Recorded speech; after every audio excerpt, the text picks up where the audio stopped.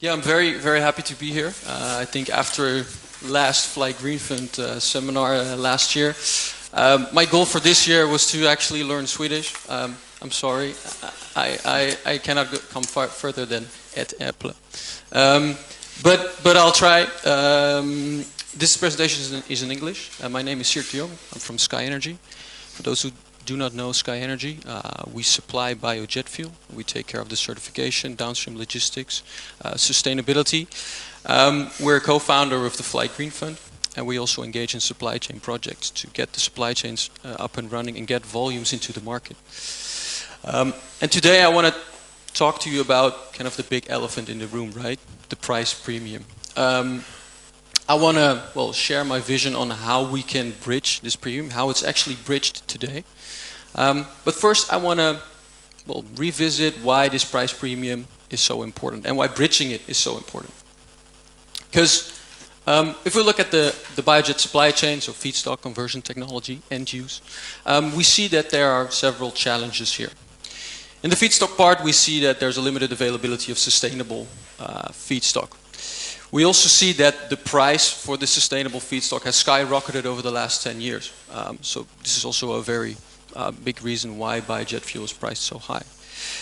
And we also see that mobilizing the available quantities of biomass required for biojet fuel, but also other end uses, is also difficult. Then in the conversion part, we see that there's limited conversion capacity for biojet fuel today. There's only one facility producing biojet fuel on a continuous basis. What we need is new technologies that can access these lower cost feedstocks like lignocellulosic feedstocks. So there's a technology readiness challenge there. We also need these technologies to become mature and be able to collect financing and make it an investable business case. Then at the end use, we see that logistics is really challenging. I mean, we have experience with it every day, and it is a really challenging task to get this biojet fuel blended on spec into the aircraft. Also airport and pipeline access, it's not that easy in every single airport in the world. But then the elephant in the room, that's of course the price premium. And what I believe is, there are a lot of challenges in the supply chain, but I believe is if we can solve the price premium, we can also solve the other challenges. Because what I think is, if you solve the price premium, you have a customer. If you have a customer, you can start to build production capacity. And if you start to build production capacity, you can start to solve all these challenges here. And that's what we do today. That's what we do together with the Fly Green Fund. We solve these kind of challenges. We solved, for example, challenges in the downstream infrastructure. And it is exactly this experience that does not only lower the price of biojet fuel in the future, but also creates awareness among people that see, hey, wait, this is something real. Biojet fuel is real. We might support it. And that's why I think covering the price premium is very, very important. And if you can do this, the rest will follow. But then, how do we cover it? I think covering the price premium requires a cooperative effort of all stakeholders involved. It requires visionary customers that find the Swish account of Fly Green Fund and think, wait, I believe in this vision of a sustainable aviation, I will contribute to the Fly Green Fund. It requires visionary corporates as well, like Recia, or like Swedavia, or like Löfbergs, who joined the Fly Green Fund and said, we believe in this vision. We want to join them, and we want to start building this industry. On the airport airline level, it requires pioneering airports, like, for example, Swedavia or Avinor, who say, we want to support this, and we put active efforts into developing biojet fuel supply in Sweden, in Norway, or in the Nordics. It requires also airports to think about, what can I contribute? For example, reducing the landing fees for flights departing on biojet fuel. It also requires airports to actively support the market-based measure system that they're now discussing in Montreal. It requires pioneering airports and airlines to do this. And luckily we have those like SCS, like Bratains, like EFS, like KLM.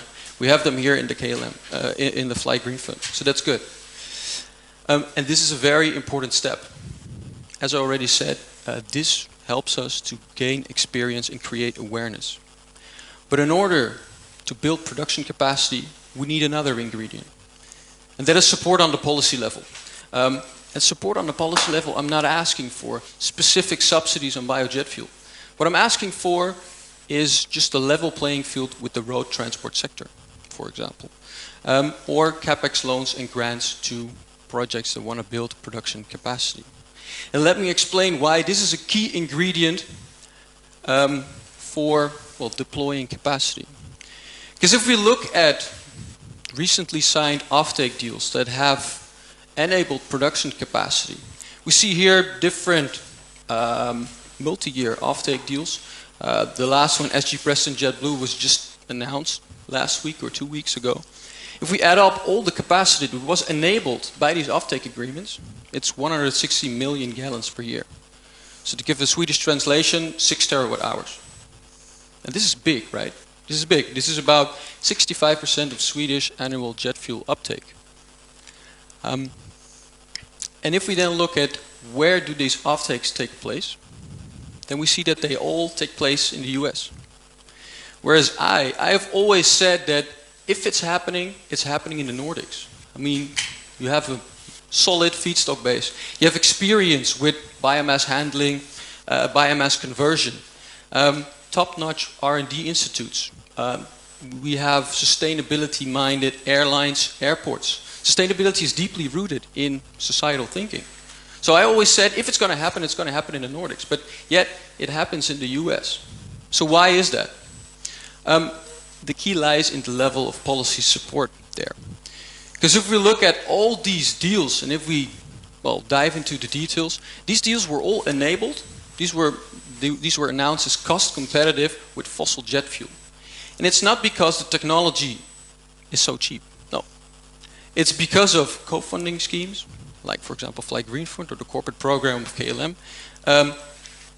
Almost all these projects got CapEx loans or grants from the DOE, so the Department of Energy in the US.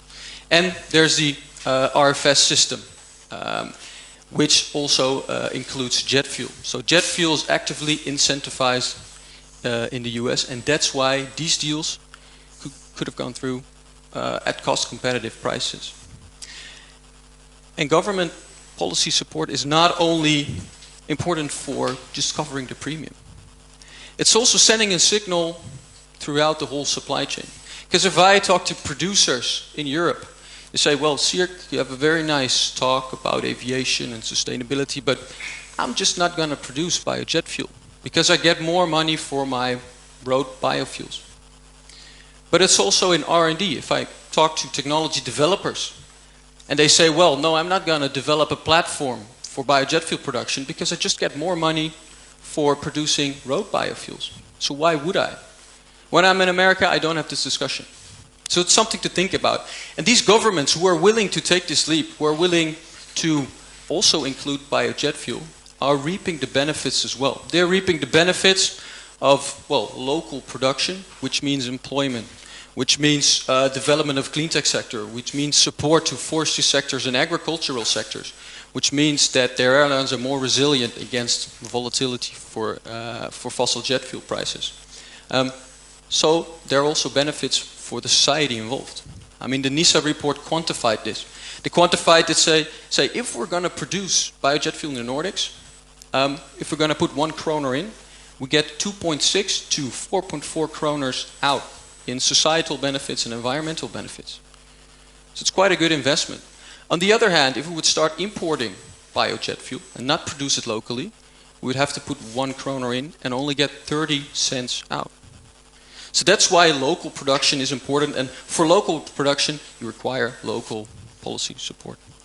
And I'm happy. I mean, multiple governments are actually thinking about it, elaborating on how can we support biojet fuel as well, next to all the other sectors.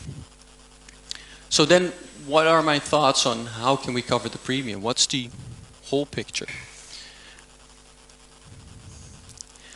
I believe in a threefold strategy. I called it absorb, reduce, and incorporate. First of all, of course, we need to work on reducing the premium. And we can reduce the premium by building experience, as I said. By building experience, when we delivered the first commercial flight for KLM, it was times 15 the price. The price of buy a jet fuel was times 15. But by gaining experience, by scaling up, we've decreased this to, well, times 2, times 3 indeed. So reducing the premium by building experience. But also supporting R&D in bioenergy to lower the cost. And also stimulate the adoption of other renewable sources like solar, like wind, like hydro, to alleviate the pressure on biomass supplies. Because if all end users start to pull on this biomass supply, then prices will go up, as we've seen it with used cooking oil. So we require an integral strategy for this one. So that's reducing the premium. Then I believe our end game, what we want to achieve on the long term, is of course that we incorporate the premium. That people start to believe and actually embrace the fact that sustainability probably comes at a cost, which needs to be paid by, of course, the people using the service. So that's why I believe that on the long term our end game is, for example, these offset schemes or emission trading schemes, blending carbons, or a global carbon tax. But the essence is in the word global. Because of course the airline industry is a global industry. So if you start to put the burden just on one country, then it will harm the competitiveness of an airport or an airline. And that's what makes it so difficult to come to these kind of measures. Because a global measure takes a lot of time. And that's time we don't have. We need to start today. So that's why today we have this strategy of absorbing the premium. Like, for example, we do with the Fly Green Fund, or the CapEx subsidies and loans, or opt-in systems, or reduced lending fees. And I know absorbing means an investment, and investments comes at a cost. But it's a cost we need to be willing to take. And it requires pioneering stakeholders. It requires visionary customers, corporates, airports, and airlines to believe in this vision and start today. I'm very happy to see so many visionaries today in this room. Thank you. Tack så mycket. Tack så mycket.